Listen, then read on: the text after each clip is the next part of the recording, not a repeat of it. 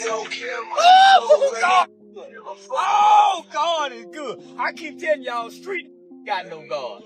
God do not look out for street. Boosie really thought he wasn't going to jail for that pistol. I knew he was going. I just was waiting. Things this case has stopped me from doing, traveling all across the world, making. So I just want. Charleston White was celebrating you taking the plea deal. I think he even said he hopes you die in jail and stuff like that. Yeah, I heard. The biggest thing right now was that you actually accepted a plea deal for your federal gun case. Yeah. Boaz might be staring down a brutal 10-year stretch in his federal gun case. And the moment that news hit the blogs, guess who showed up to clown him? Charleston White. The second the case went public, Charleston hopped on live like it was his birthday, laughing nonstop and saying he always knew Boosie would end up locked up. He even bragged that he had been waiting for this moment, and then pushed it even further, claiming he wouldn't care if Boosie never made it back out. But here's the twist. Boosie already told fans earlier this month that he accepted a plea deal because he was exhausted from the fight. He said it felt like the smartest option, even though the case had already been thrown out once before. Prosecutors came back swinging in 2024, re-indicted him, and now the stakes are higher than ever. Feds picked it up. Now it was a state case. The feds came, picked it up. They had a ruling in the Supreme Court that went in my favor, and the case got dropped by the judge. The case got dropped. Boosie could actually be facing a decade behind bars. While Boosie is out here posting emotional messages about trusting God and admitting he's drained, Charleston White is online straight up popping champagne like it's New Year's Eve. Boosie's legal battle has been dragging on for years, but this gun case is the one that really locked him in a corner. He got caught as a felon with a firearm, a charge that's already hard to beat. I'm gonna go to trial with it from the dump, actually, but I feel like this the right move for me. I trust in God, Black. At first, things actually looked promising when the case got dismissed in 2023. Fans thought the nightmare was done, and he could finally focus back on music and family. But the feds weren't letting go that easy. By 2024, they came right back with a re-indictment on the exact same charge, basically saying, nice try, but we still coming for you. That's when Boosie finally cracked and took the plea deal. He even admitted on X, I thought this case was over and I was gonna get on with my life. But God don't make mistakes, and I'm tired of fighting. This wasn't just another setback. It was the moment everything Boosie had been running from finally caught up with him. She going to jail! Oh, God! Oh, God is good. I keep telling y'all, street ain't got no God. God do not look out for street. Boosie really thought he wasn't going to jail for that pistol. I knew he was going. She going to jail. All that newborn baby. Boosie won't get to see that newborn baby till that baby be walking and talking. Boosie going to jail! When the news broke, fans flooded his mentions with love and support, but you could see it clear. Boosie was crushed by it. This wasn't the same Boosie who used to troll online or clap back at every critic with fire. This was a man who sounded worn out, drained. His post carried that heavy mix of faith and resignation, like he was forcing himself to accept whatever was coming. And people who've been locked into Boosie's story for years know this ain't new. He's been dodging bullets, both on the streets and in courtrooms, since his early days in Baton Rouge. Surviving cases, surviving beefs, even surviving serious health scares. It's been one fight after another. But this time, it hits different. 10 years ain't some slap on the wrist, and you could feel that weight in every single word Boosie typed. While fans were trying to lift him up with love, Charleston White was doing the exact opposite. He went live grinning ear to ear, bragging like he called this from the jump. Charleston flat out said he never believed Boosie would dodge this case. And now that the sentence is staring him in the face, he's more than happy to rub it in. Brought you up because you were attacking Kanye because of the... Nah, guess Kanye West, it just happened. Been coming at me. He been coming at me. It's just, I can't respond to those people, bro. Like, that's a danger to what I got going on. You can't take no risk of losing this shit. behind, you know. Charleston even went as far as saying he hopes Boosie dies in jail. Wild words, even for him. But then again, this is the same man who built a whole career out of being hip-hop's loudest troll. The sting was even sharper because Boosie hadn't even had time to process his sentencing before Charleston flipped it into a live comedy act. Now, Charleston trolling is nothing new, but his obsession with Boosie feels way too personal. Every time Boosie runs into legal drama, Charleston pops up instantly, almost like he's waiting for it. That's why fans are asking, why does Charleston White hate Boosie this much? It's clearly deeper than random internet trolling. These two got history, and this beef has been cooking for years. This whole mess goes back to late 2022 when Kanye West had the world buzzing with that White Lives Matter shirt. Boosie spoke out, calling Ye disrespectful to black people, and honestly, most folks were rocking with Boosie's stance at the time. But Charleston White, he wasn't having it. He jumped online blasting Boosie just for daring to speak on Kanye.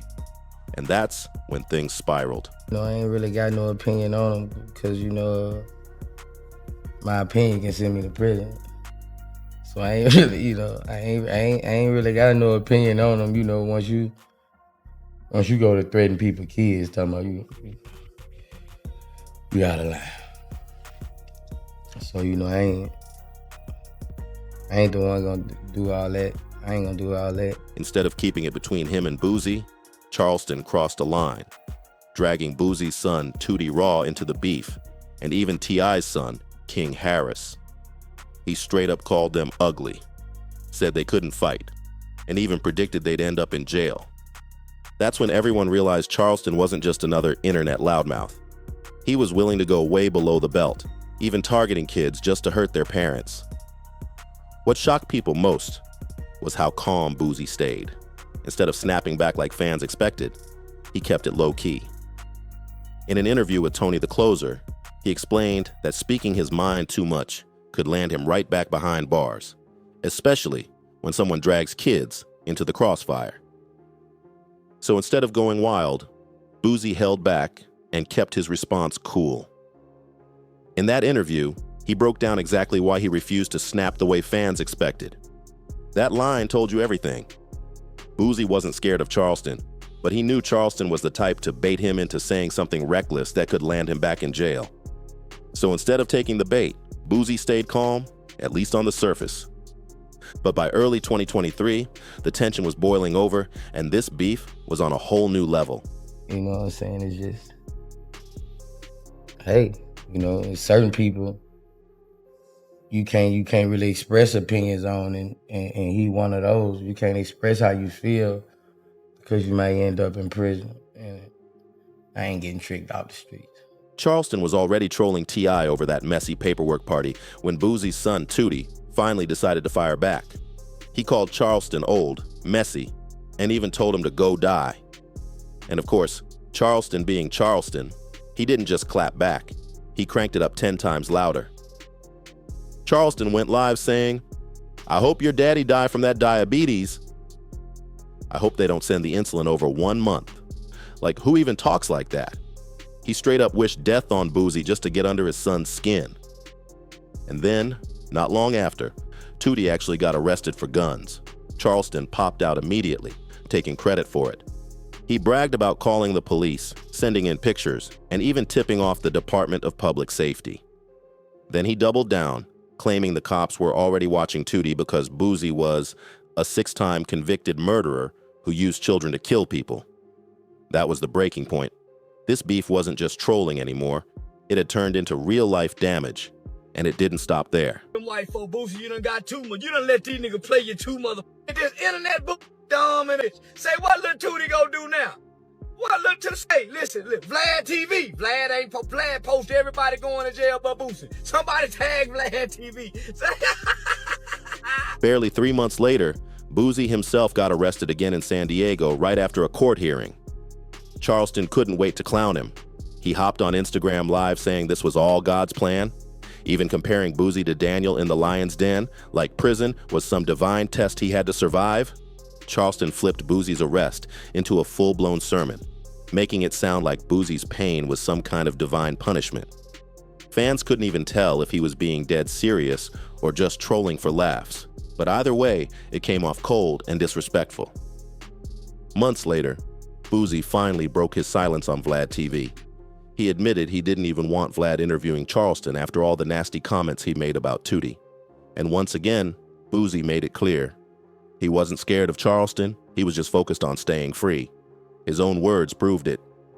Still, even with Boosie playing it cool, you could tell Charleston was living rent-free in his head.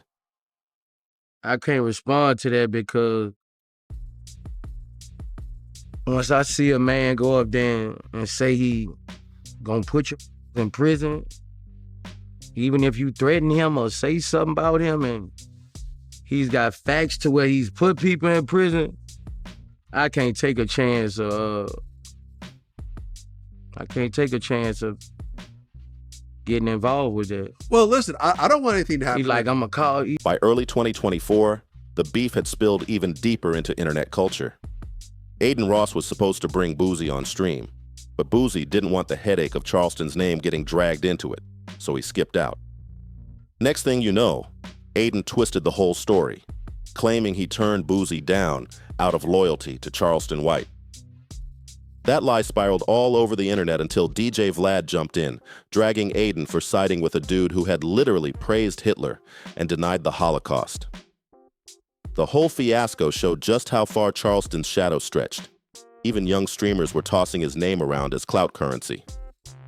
And still, Charleston wasn't letting up. By March, he was back online again, this time claiming Boosie had allegedly told promoters not to book him. He spun it into another rant, bragging that he'd already contacted the feds and was ready to get Boosie locked up over what he called threats. And just to twist the knife deeper, he dragged Boosie's health into the mix, trying to make his insults sting on a whole different level. In jail, waiting for the FBI to send me the right kind of number, because I'm finna make a report on your people. And you make the man call your name specifically. The promoter specifically said your name, Lil Boosie. He implemented you and implicated you. Finna go to jail, back to jail. You gonna be on your knees, but them knees gonna be bleeding. Here's Charleston going off again, this time swearing he'd have Boosie jammed up through the FBI.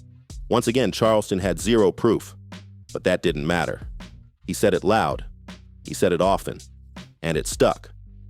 Boosie even admitted he's been getting calls from guys already locked up, asking him when he's gonna join them. Picture that. Boosie already carrying the weight of a possible federal stretch, and now dudes inside are clowning him before he even sets foot in the yard.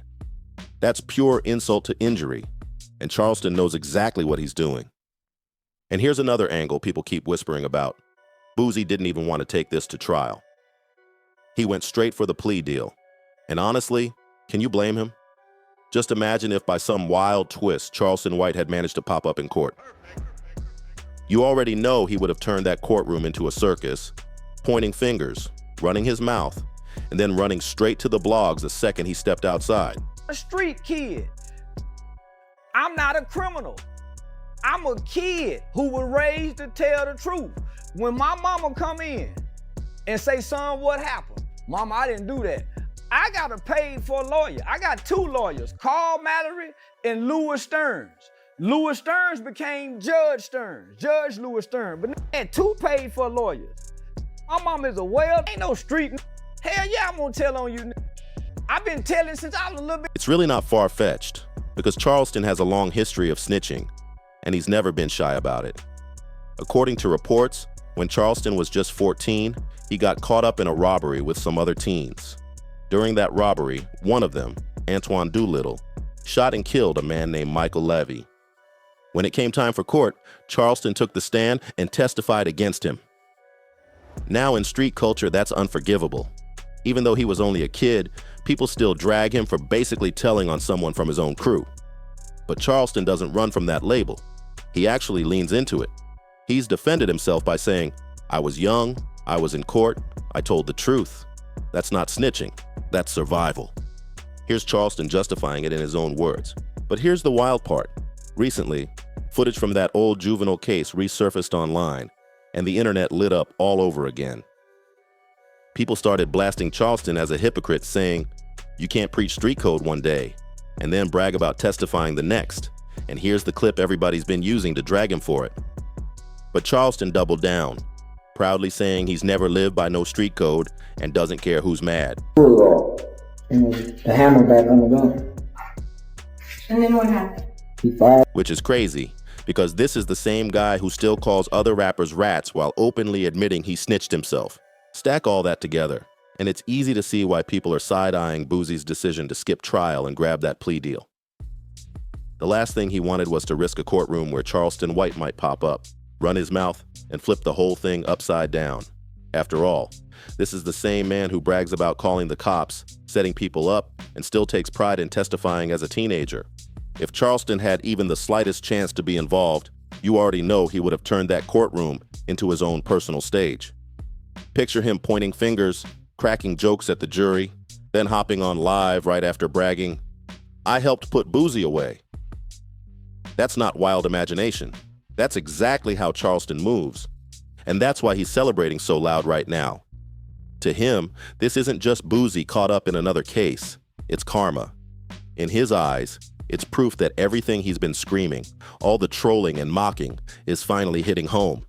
When you line it all up, the beef sparking in 2022, the shots at Tootie, the arrests, the nonstop clowning, and the snitching stories, it almost feels like Charleston has been waiting, maybe even praying, for this exact moment where Boosie is staring down a possible 10 years.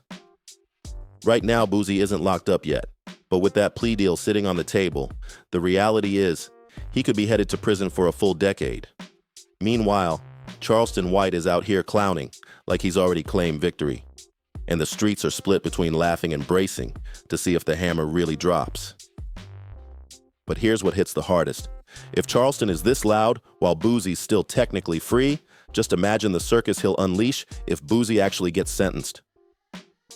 This story is far from over, and you don't want to miss what's next. So hit that like button, drop a comment, and make sure you subscribe for more.